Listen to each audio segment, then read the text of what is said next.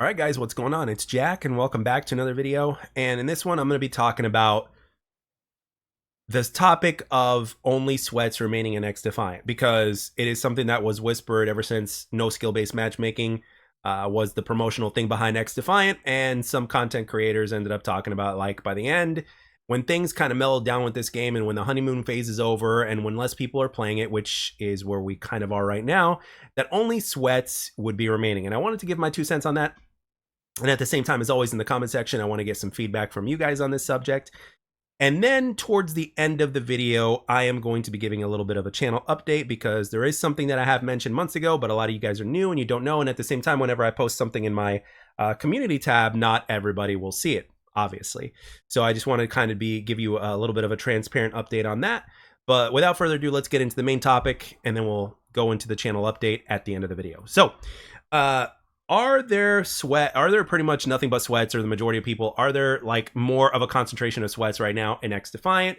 With my experience as a level 66, well, I can say that whenever sweats do team up, are on the other team, they're usually on a team. There's not, from what I've noticed, like a lot of, like, you know, visibly sweaty players, because you can tell they play and how they bunny hop all over the place with every single engagement and all that stuff.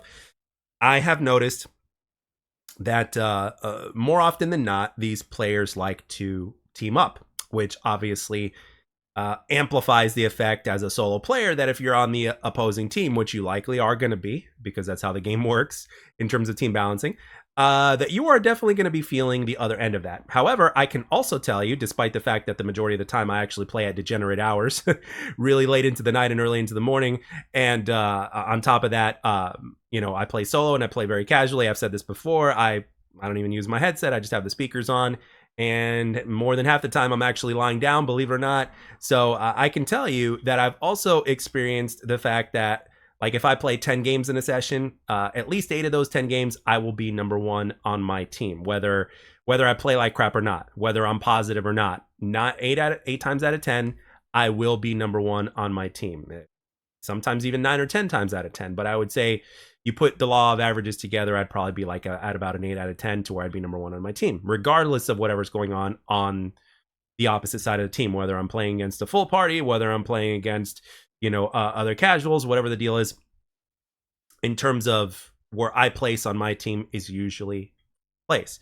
So that's something that really hasn't changed since I started playing XDefiant.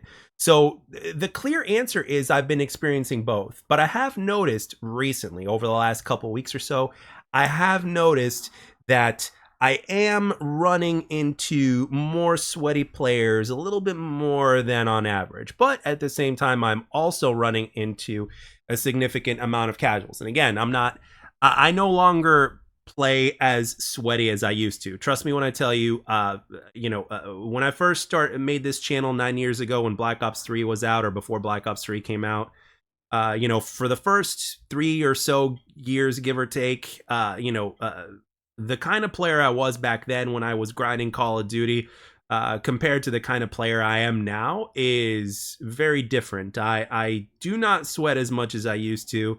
Every once in a while I am in the mood to sweat, but hell, even when I played Halo Infinite Ranked, the vast majority of that time was played very casually, in a similar fashion that I play now. You know, I usually have a podcast going, not wearing my headset, lying down. Sometimes I sit in my chair, sometimes I lie down, whatever it is.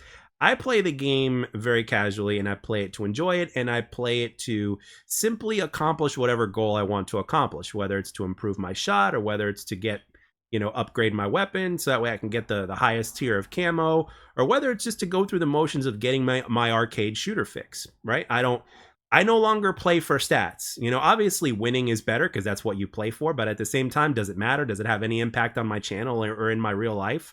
No, it doesn't. But even if it did, again, the only way that would matter is if I was a pro player, right? Or if my channel was a quote unquote gameplay channel, right? But neither of those are the case. So therefore, I don't care. It's cool to get a good score and everything like that. But let's just be real here. People that are playing solo, that are getting, really good scores against other people, those other people are usually really they're really super casual players and that don't have as much experience in first person shooters as as somebody that gets a much higher score or whatnot. So it's like a black belt beating up a bunch of white belts. That's basically what it is at the end of the day.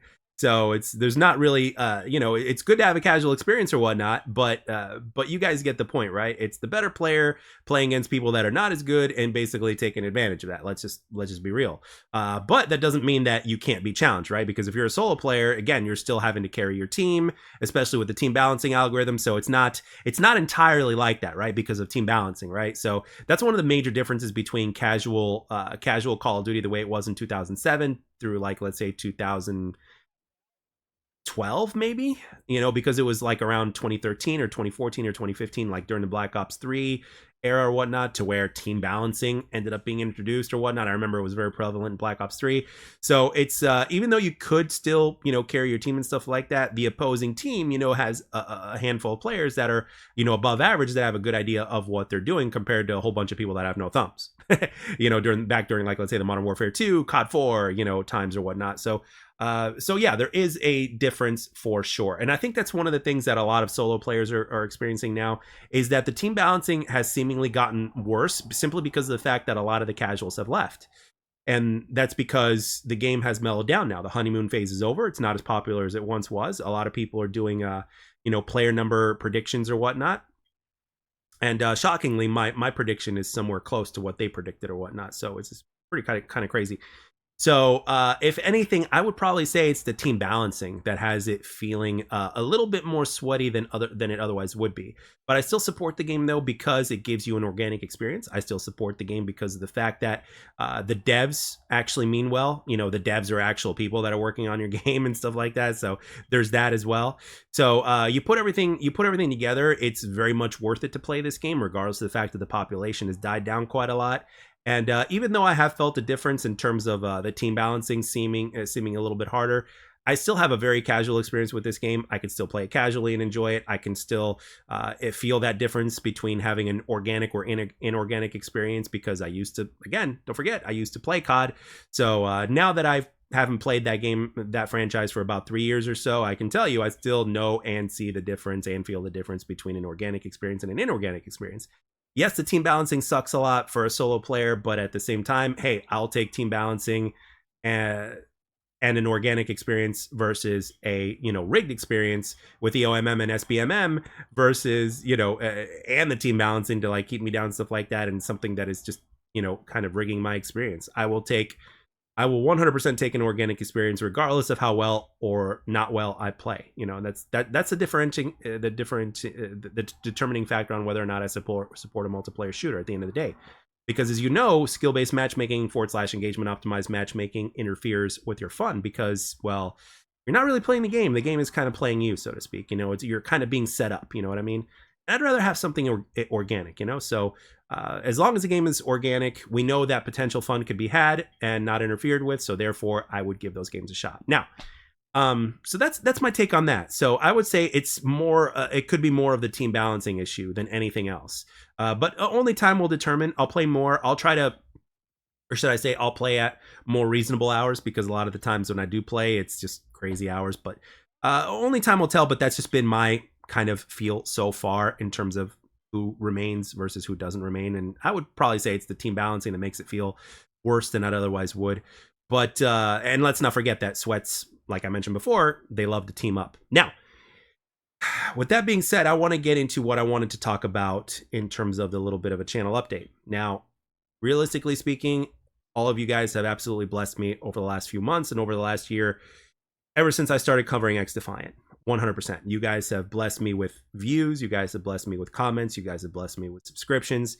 And after over 9 years of doing this stuff, it has been absolutely surreal. Now, XDefiant content will still come, but just like the game's population and everything else, it has certainly slowed down. So therefore, I am not going to be pushing XDefiant content at the same rate, simply because of the fact that, well, updates are not coming as fast anymore. The game is not as fresh. The game is not as popular. And I've already put in so much time into the game as a level 160 something, 165, 166, somewhere around there, right? So it would be kind of natural for someone like me who is a casual gamer at heart, especially now at nearly 40 years old compared to the kind of gamer that I used to be during the Black Ops 3 days and more or less.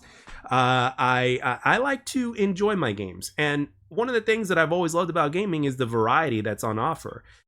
So, I mean, to this day, I still collect hard copy games for my PS4. I took advantage of the Xbox sale that was like up to 80% off on a lot of games throughout all sorts of Xbox generations. I took a little bit of advantage of that as well over the weekend. And that is because I know that I'm always going to be a casual gamer at heart, and I'm always going to enjoy the different kinds of games that are on offer. And there's so many of them that I have yet to experience. So with that being said, I want to talk about other things that are going on in the gaming world. I'm not necessarily talking about, making videos that basically say, oh yeah, this game was awesome, you guys should try it. No. I'm talking about more like relevant things that are going on in gaming news. Like, for instance, what's being said about the Nintendo Switch 2 that's going to be coming out, which I personally am interested in, and so are a lot of other people. What direction Sony's going to go in, what I agree or what I disagree with what Microsoft is doing, things like that. There's always interesting things coming up in the gaming news. There's always games that are going to be coming out that we can be excited for and stuff like that. So I want to put that into the mix as well. So again, I'm not stopping the XDefiant content, but it's just going to be slowed down. Again, there's not too much to talk about. There hasn't been anything official new with the game. So therefore, I'm not going to be pushing stuff. I'm not going to, I'm not just going to talk about the game for the sake of talking about the game. But at the same time, you guys are here for XDefiant. The majority of you are here for XDefiant. And I know that there's a percentage of you that will watch almost anything that I make, which is awesome. It's a blessing for any YouTuber to say that. But with that being said, I know you guys are here for XDefiant. So it's still coming, but it's going to be at a slower pace. And at the same time, I'm also going to be throwing a few other things into the mix because, again, one of the reasons why I did YouTube in the first place is kind of similar to why I play video games in the first place. And that is for the fun factor. I enjoy talking about other games, other things in the gaming world. I mean, there's so many things that are coming up for games right now that I've wanted to talk about, that I've been excited for, especially if those rumors are true, that I have yet to talk about because I've just been grinding XDefiant and I've been, so deep into XDefiant. But now that we're getting a little bit towards shallow waters now, as far as XDefiant is concerned, it would just make more sense to kind of add a lot of other things into the mix. I know that the YouTube algorithm is probably not going to like that, but at the same time, it's not all about the YouTube algorithm. It's about whether or not I enjoy something. So as long as I enjoy something, I'll continue to do it. And I know very well firsthand, in the years past, that if you were to force content, you're only going to end up quitting, or you're not just going to do it for so long and everything that comes with that. So, and I certainly don't want to do that. So I've learned in the past from Call of Duty, and I do not want to do that with XDefiant. So with that being said, I just kind of wanted to be transparent with you guys and give you guys a little bit of an update. So with that being said, I want to know, as far as your experience with XDefiant is concerned, what have you been feeling in terms of the quote unquote sweatiness of the lobby? Do you guys think that there are more sweats now than ever, now that the population has died down, with the majority of those players probably being casual that have left? I want to know what your take is on this. And with that being said, I hope you enjoyed the video. I hope you enjoyed watching and listening. And as always, thank you very much for the support, guys. And I'll catch you guys on the next one.